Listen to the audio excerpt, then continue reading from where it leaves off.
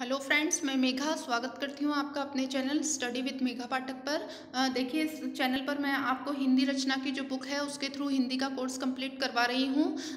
Read second level, जिनके पास भी Hindi first language के रूप में है, उसका कोर्स हम यहाँ पर कर रहे हैं। वो भी हिंदी रचना की जो पुरानी बुक जो चलती थी उस पर, जो कि अब मार्केट में अवेलेबल नहीं है, उस बुक को मैं यहाँ पर आपको कंप्लीट करवा रही हूँ। क्योंकि देखा गया है कि उसी बुक में से अधिकतर क्वेश्चन जो है माध्यमिक शिक्षा बोर्ड लेता है अपने पेपर में। और आपको पता है कि हमारा जो पेपर है वो माध्यमिक शिक्षा बोर्ड करवाने वाला है, इसलिए फटाफट से आप मेरे चैनल को सब्सक्राइब कर लें, वीडियो को लाइक कर दें, इस वीडियो को फ्रेंड्स के साथ शेयर कर दें। जो भी प्रिपरेशन कर रहा है उसके साथ आप शेयर करें।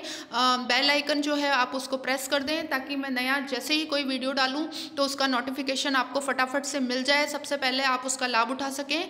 तो इसलिए अभी के अभी आप मेरे चैनल को सब्सक्राइब कर दीजिए। देखिए, मैं संज्ञा, सर्वनाम और विशेषण आपको पढ़ा चुकी हूँ। आज मैं आपको क्रिया पढ़ाने जा रही हूँ। तो देखते हैं, वीडियो को फटाफट स्टार्ट कर देते हैं कि क्रिया क्या होती है। तो देखिए, इसमें परिभाषा दी हुई है कि वे शब्द जिनके द्वारा किसी कार्य का करना या होना पाया जाता है उन्हें क्रियापद कहते हैं।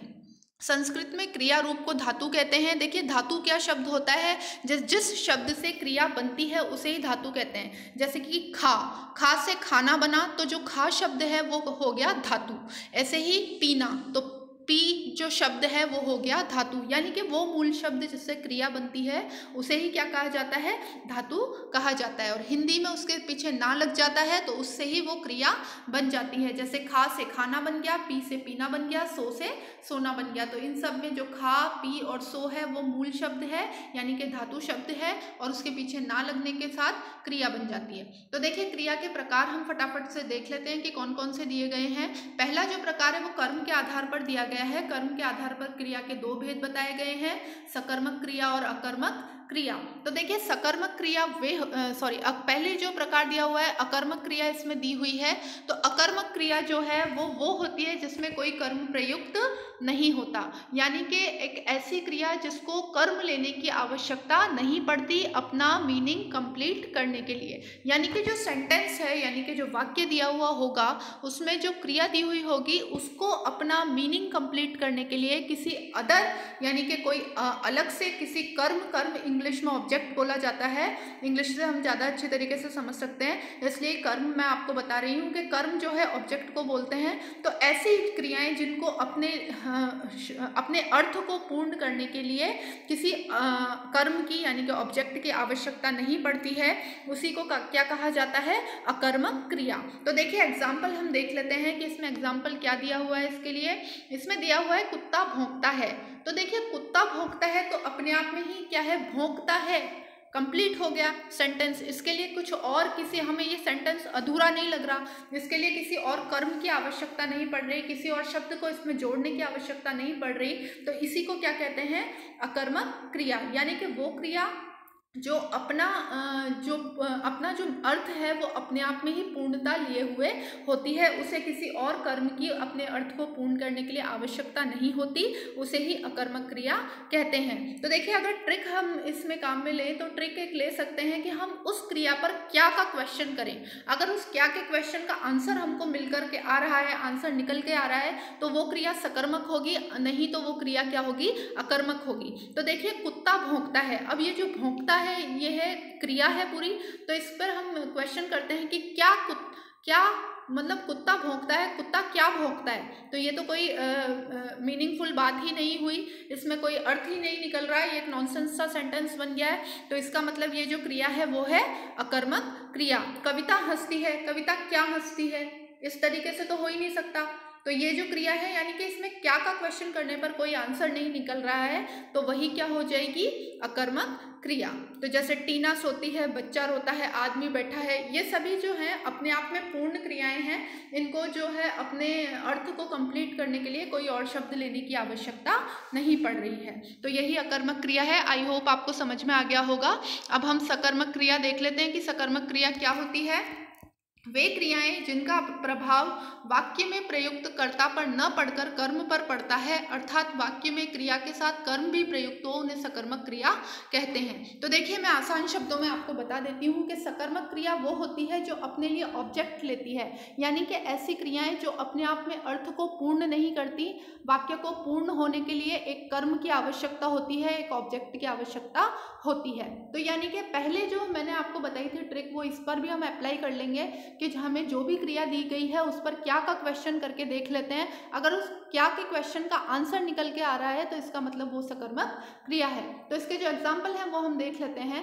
जैसे भूपेंद्र दूध पी रहा है, तो दूध पी रहा है, जो पी रहा है वो क्रिया हो गई। अब इस पर हम क्या का क्वेश्चन करते हैं, भूपेंद्र क्या पी रहा है, तो दूध पी रहा है, सीधी सी बात है। तो जो क्रिया है वह कैसी हो गई, सकर्मक हो गई। ऐसे ही नीतू खाना बना रही है, तो जो नीतू है वो खाना बना रही है। अब बना रही है पर अगर क्या का क्वेश्चन करेंगे तो क्या बना रही है, खाना बना रही है। तो इसी प्रकार ये जो हो गया वो होगी सकर्मक क्रिया। अब जो सकर्मक क्रिया है उसको भी दो भागों में बांटा गया है, एक कर्मक क्रिया और द्विकर्मक क्रिया। तो देखिए, एक कर्मक क्रिया हम देख लेते हैं कि क्या होती है। वे क्रिया जो केवल एक ही कर्म पर अपना जो अर्थ है वो पूर्ण रूप से प्रकट कर देती हैं, यानी कि जब क्रिया के साथ एक ही कर्म प्रयुक्त हो उसे एक कर्मक क्रिया कहते हैं। जैसे दुष्यंत भोजन कर रहा है, अब कर रहा है जो है वो क्रिया हो गई। अब क्या कर रहा है दुष्यंत, भोजन कर रहा है, तो ये संपूर्ण वाक्य हो गया। जो क्रिया है उसने अपना मीनिंग एक्सप्लेन कर दिया, पूरी तरीके से मीनिंग पूर्ण कर दिया है वाक्य के अंतर्गत। तो इसे किसी और शब्द को लेने की आवश्यकता नहीं पड़ रही है, तो ये क्या हो गई, एक कर्मक क्रिया, यानी कि इसमें सिर्फ एक ही कर्म प्रयुक्त हो रहा है, भोजन, और उसी से ये जो वाक्य है वो पूर्ण हो रहा है। तो ये क्या कहलाएगी, एक कर्मक क्रिया। अब देखिए, द्विकर्मक क्रिया क्या होती है। जब वाक्य में क्रिया के साथ दो कर्म प्रयुक्त हों तो उसे द्विकर्मक क्रिया कहते हैं। देखिए, जैसे अध्यापक जी छात्रों को भूगोल पढ़ा रहे हैं। अब ये जो वाक्य है इसके अंतर्गत दो कर्म हैं, जो दो कर्म यानी कि मैंने आपको बता दिया ऑब्जेक्ट होता है। तो इस पूरे वाक्य में जो सब्जेक्ट है यानी कि जो कर्ता है वो तो कौन हो गए, अध्यापक जी, और जो कर्म है वो एक पहला जो कर्म है वो हो गया हमारा छात्र, और जो दूसरा कर्म है वो हो गया हमारा भूगोल, है ना। तो इसके अंतर्गत क्या है, दो कर्म प्रयुक्त हो रहे हैं, तो इसी को क्या कहा जाता है, द्विकर्मक क्रिया। यानी कि जिस क्रिया के अंतर्गत दो कर्म लिए जाएं पूरा सेंटेंस कंप्लीट करने के लिए, एक वाक्य का अर्थपूर्ण मीनिंग निकले, उसके लिए जब दो कर्म प्रयुक्त किए जाएं तो उसे द्विकर्मक क्रिया कहते हैं। और अगर हम सेंटेंस को भी देख लेंगे तो उस सेंटेंस के अंतर्गत हमको क्या होगा, दो कर्म नजर आएंगे, जैसे कि इसके अंतर्गत नजर आ रहे हैं। पहला कर्म छात्र है और जो दूसरा कर्म है वो है भूगोल। ठीक है, तो हम आगे बढ़ते हैं। प्रयोग तथा संरचना के आधार पर, प्रयोग तथा संरचना के आधार पर क्रियाएं कौन कौन सी होती है वो देख लेते हैं। पहली जो क्रिया बताई गई है वो सामान्य क्रिया बताई गई है। सामान्य क्रिया देखिए वो होती है जब सेंटेंस में एक ही क्रिया प्रयुक्त हो और सेंटेंस पूरा जो वाक्य है वो पूरा कंप्लीट हो जाए तो उसे सामान्य क्रिया कहते हैं।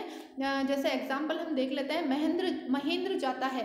महेंद्र जाता है अपने आप में एक पूर्ण वाक्य है और इसमें जो क्रिया है वो भी एक ही प्रयुक्त हुई है, तो ये जो क्रिया हो गई उसका प्रकार क्या हो गया, सामान्य क्रिया। तो अब सेकंड वाला हम देखते हैं संयुक्त क्रिया। संयुक्त क्रिया में क्या होता है, दो क्रियाएं मिलकर एक क्रिया बनाती हैं, यानी कि दो क्रियाएं जो होंगी वो मिलकर के एक क्रिया बनाएगी। जब देखिए इसको देख लेते हैं हम, जो क्रिया दो या दो से अधिक भिन्नार्थक क्रियाओं के मेल से बनती है उसे संयुक्त क्रिया कहते हैं। जैसे जया ने खाना बना लिया। अब खाना भी अपने आप में एक क्रिया है और बना, खाना ऑब्जेक्ट भी है। देखिए, जया ने खाना बना लिया, खाना तो ऑब्जेक्ट है, यानी कि खाना तो क्या हो गया, कर्म हो गया, और बना एक क्रिया हो गई और लिया एक क्रिया हो गई। तो बना लिया जो है वो कैसी क्रिया हो गई, संयुक्त क्रिया है। इसमें दो अलग अलग क्रियाएं हैं, बना और लिया, दोनों को मिलकर के क्या बन रही है, संयुक्त क्रिया। अब इसी तरीके से हेमराज ने खाना खा लिया, तो खा एक क्रिया हो गई और लिया एक क्रिया हो गई। तो ये दो प्रकार की क्या हो गई, क्रियाएं, और इससे मिलकर के एक ही अर्थ निकल रहा है, खा लिया। तो ये क्या हो गई, संयुक्त क्रिया, यानी कि खा तो एक क्रिया हो गई, लिया एक क्रिया हो गई, और दोनों के मेल से क्या शब्द बन रहा है, खा लिया। तो ये क्या हो गई, संयुक्त क्रिया। अब देखिए प्रेरणार्थक क्रिया क्या होती है। देखिए सिंपली प्रेरणार्थक जो क्रिया होती है उसमें क्या होता है, कर्ता स्वयं कार्य नहीं करता बल्कि क्या करता है, कार्य किसी और से करवाता है। तो देखिए एग्जाम्पल हम देख लेते हैं। धर्मेंद्र सॉरी, इसमें जो एग्जाम्पल है वो है दुष्यंत हेमंत से पत्र लिखवाता है। यानी कि दुष्यंत जो कि करता है वो कार्य को क्या कर रहा है, स्वयं नहीं कर रहा बल्कि कैसे करवा रहा है, किसी और से करवा रहा है, यानी कि हेमंत से करवा रहा है। तो जो है जो क्रिया है वो प्रेरणार्थक क्रिया कहलाएगी, यानी कि किसी और की प्रेरणा से कार्य किया जा रहा है, बल्कि कर्ता स्वयं कार्य ना करके किसी और को प्रेरणा दे रहा है और वो व्यक्ति प्रेरणा के थ्रू वो कार्य कर रहा है। इसका सेकंड एग्जाम्पल हम देख लेते हैं। कविता सविता से पत्र पढ़वाती है, यानी कि कविता जो है वो स्वयं कार्य ना करके किससे करवा रही है, सविता से। तो वो कार्य करने की प्रेरणा किसको दे रही है, सविता को। तो ये क्या हो जाएगी, प्रेरणार्थक क्रिया हो जाएगी। चौथा जो प्रकार है वो है पूर्वकालिक क्रिया। देखिए, जब किसी वाक्य में दो क्रियाएं प्रयुक्त हों तथा उनमें से एक क्रिया दूसरी क्रिया से पहले संपन्न हुई हो तो पहले संपन्न होने वाली क्रिया पूर्वकालिक क्रिया कहलाएगी। देखिए, इसमें क्या होता है, सेंटेंस के अंदर क्या होती है, दो क्रियाएं होती हैं और एक क्रिया दूसरी क्रिया से पहले संपन्न हो जाती है, यानी कि एक क्रिया के खत्म होने पर दूसरी क्रिया चालू होती है। तो इसमें एग्जाम्पल से हम देख लेते हैं कि क्या है, धर्मेंद्र पढ़कर सो गया, यानी कि धर्मेंद्र पहले तो पढ़ लिया और पढ़ने के ठीक बाद क्या हो गया, सो गया। तो पढ़कर जो हो गई वो पूर्वकालिक क्रिया हो गई, यानी कि एक क्रिया के प्रारंभ होने से पहले दूसरी क्रिया का अंत हो जाता है, यानी कि एक क्रिया जब पूर्ण होती है तब दूसरी क्रिया स्टार्ट होती है। देखिए, यहाँ सोने से पूर्व पढ़ने का कार्य हो गया, अतः पढ़कर क्रिया पूर्वकालिक क्रिया कहलाएगी। मैंने अभी अभी आपको बता दिया है कि इसमें जो पहले जो क्रिया संपन्न हुई है वही क्रिया क्या हो जाएगी, पूर्वकालिक क्रिया हो जाएगी। अब देखते हैं कि नाम धातु क्रियाएं क्या होती हैं। हमने अभी अभी आपको बताया है कि धातु जो शब्द होता है वो मूल शब्द होता है और नाम धातु क्रियाएं जो होती हैं उनमें ये होता है कि संज्ञा सर्वनाम और विशेषण शब्दों से जो क्रियाएं बनती हैं उन्हें नाम धातु क्रियाएं कहते हैं। जैसे रंग जो है वो क्या हो गया, रंग एक संज्ञा है, रंग जो है किसी का पर्टिकुलर नाम है इसलिए वो संज्ञा है और उसी के पीछे ना लग गया तो क्या हो गया, रंगना एक क्रिया बन गई। ऐसे ही लज यानी कि लाज जो है वो भाववाचक संज्ञा है और इसी से लजाना शब्द बन गया तो वो एक क्रिया बन गई, उसमें ना जोड़ गया। तो अपना जो है एक सर्वनाम है और उसमें पीछे ना लगा दिया तो अपनाना हो गया। गरम जो है वो विशेषण है और उसी के पीछे ना लग गया तो गरमाना हो गया। इसी तरीके से चमक जो है वो एक विशेषण है और उसमें ना जुड़ गया तो चमकाना हो गया। गुदगुदा एक विशेषण है और गुदगुदा के पीछे ना लग गया तो गुदगुदाना हो गया, तो वो एक क्रिया बन गई। तो यानी कि संज्ञा, सर्वनाम और विशेषण के प्रयोग से जो भी क्रियाएं बन रही हैं उन्हीं को क्या कहा जाएगा, नाम धातु क्रिया कहा जाएगा। तो ठीक है, कृदंत क्रियाएं देख लेते हैं हम कि कृदंत क्रियाएं क्या होती हैं।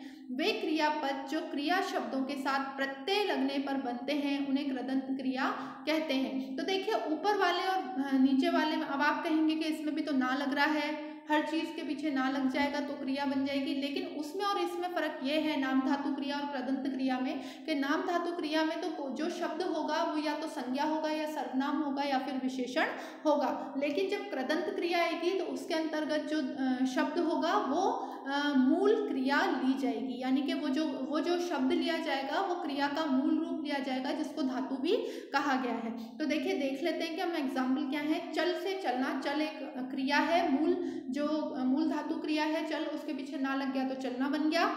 ऐसे ही ता लग गया तो चलता बन गया और ऐसे ही कर लग गया तो चलकर बन गया। तो ये सभी तो क्रियाएं बन गई और जिससे बनी है वो भी क्या है, मूल धातु क्रिया, यानी कि सबसे मूल शब्द जो क्रिया का है वही है। ऐसे ही लिख जो है वो मूल शब्द है और उसके पीछे ना लग गया, ता लग गया या कर लग गया, तो ये कौन सी क्रियाएं बन गई, कृदंत क्रियाएं।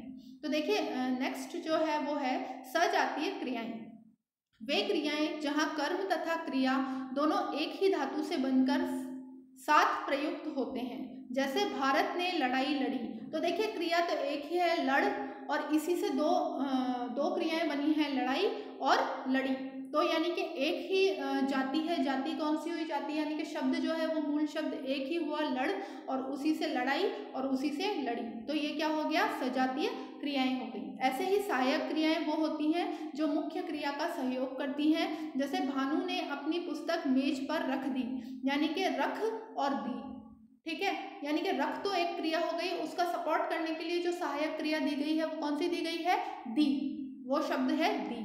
तो रख प्लस दी, यानी कि दी तो क्या हो गई, सहायक क्रिया हो गई, और रख क्या हो गई, मुख्य क्रिया हो गई। इसी तरीके से अरविंद पढ़ता है, पढ़ जो हो गई वो मुख्य क्रिया हो गई, और उसमें ता जो है वो कौन सी हो गई, सहायक क्रिया। और इसी तरीके से उसको एक सपोर्ट मिल गया, उसको जो मुख्य क्रिया है उसे सपोर्ट मिल गया, उसे सहायता मिल गई, इसीलिए उसको सहायक क्रिया कहते हैं। यानी कि मुख्य क्रिया का अर्थ पूर्ण करने के लिए जो क्रियाएं जोड़ी जाती हैं उन्हें सहायक क्रियाएं कहा जाता है। तो देखिए अब हम देखते हैं कि काल के अनुसार कौन कौन सी क्रियाएं हैं।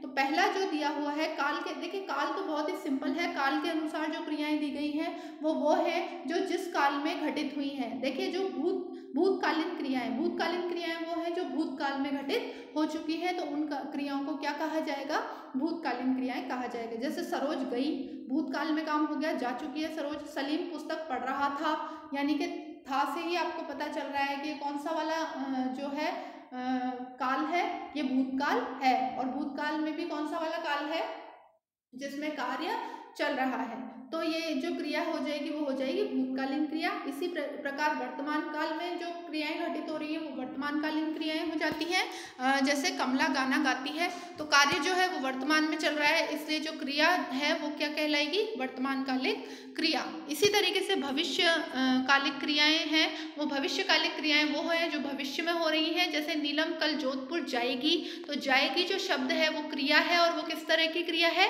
भविष्य काल में होने वाले घटना के बारे में इसको बताया जा रहा है इस क्रिया के थ्रू। तो ये कौन सी हो गई, भविष्यकालिक क्रियाएं। इसी प्रकार से अशोक पत्र लिखेगा, लिखेगा मतलब भविष्य काल में लिखेगा, और लिखेगा से जो बन रही है क्रिया वो लिखेगा से एक क्रिया बन रही है, और ये कौन सी क्रिया हो जाएगी, भविष्यकालिक क्रिया। तो देखिए क्रिया का जितना भी मैटर था, आपने खुद ये बात नोटिस करी होगी कि इस बुक में जितने भी प्रकार, जो भी प्रकार दिए गए हैं उससे दूसरी बुक्स में कम ही दिया गया है। इसलिए मैंने जो अपनी प्रिपरेशन का जो आधार है वो हिंदी रचना की पुरानी बुक को बनाया है। हिंदी रचना प्रबोध के नए भी हम देख लेंगे, उसमें जो एग्जाम्पल्स हैं वो भी हम देखेंगे। मैं आपको दोनों बुक्स कंप्लीट करवाऊंगी, इसलिए आप मेरे साथ जुड़े रहें। और मैं जो नेक्स्ट वीडियो है उसके अंतर्गत मैं एक नया टॉपिक लेकर के आऊँगी। देखिए इसके बाद अव्यय आता है, लेकिन अव्यय मैं आपको ऑलरेडी पढ़ा चुकी हूँ। अव्यय जो होते हैं वो होते हैं अविकारी शब्द, और अविकारी शब्द के अंतर्गत मैंने जो जो मैटर था वो पूरा दे दिया है। क्रिया विशेषण वो वाला जो, अगर आप मेरे वीडियोस को देख रहे हैं रेगुलर तो आपको पता होगा कि मैंने अविकारी शब्द के अंतर्गत सारे अव्यय जो थे वो दे दिए हैं। तो इसी प्रकार हमारा शब्द ज्ञान का जो टॉपिक है वो बिल्कुल पूरी तरीके से कंप्लीट हो जाता है। संज्ञा, सर्वनाम, क्रिया विशेषण और अव्यय, ये जो अलग से ये हमको दिए गए हैं टॉपिक, वो भी मैंने आपको कंप्लीट करवा दिए हैं। अब मैं आपसे मिलूंगी नेक्स्ट वीडियो में एक नए टॉपिक के साथ। तब तक के लिए धन्यवाद।